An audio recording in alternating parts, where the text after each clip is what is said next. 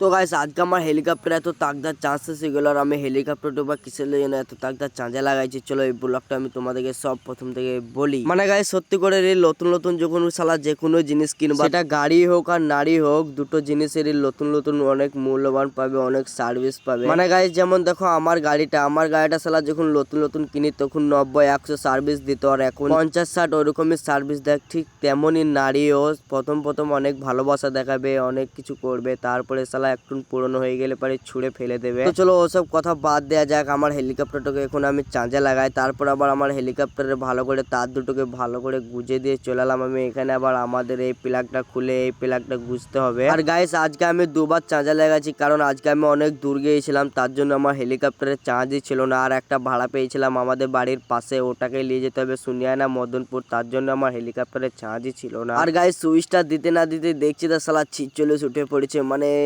এখনই শালা 5টা হয়ে যাবে নাকি ঠিক না। শালা তাকটা বন্ধ করে এখনই শালা গাড় মানে মানে ও সব করা, মানে তাকটাই বন্ধ করে দিই। মানে ওই 2 ঘাটি কমিয়ে দিলাম, তারপর আবার 37 হয়ে গেল। আর এখন 37 হলে অতটা কোনো সমস্যা নাই। মানে গাইস আমরা যখন হেলিকপ্টারটা মানে ওই আমার টোটোটা যখন কিনেছিলাম তখনই দোকান থেকে বলে দিয়েছিল যে যদি 40-এর ওপরে যায় তাহলে পরে অনেক ক্ষতি হতে পারে। তার জন্য আমি বেশি ঘাঁটিতে দিই না, আমি 1 ঘাঁটি বা 2 ঘাঁটি ওইরকমই দিই, কারণ 40-এর নিচে দিতে হবে, নাহলে শালা কখন কি হয়ে যাবে কোনো ঠিক নাই। আর গাইস আজকেকার ভিডিওটা এই পর্যন্তই, চলো টাটা।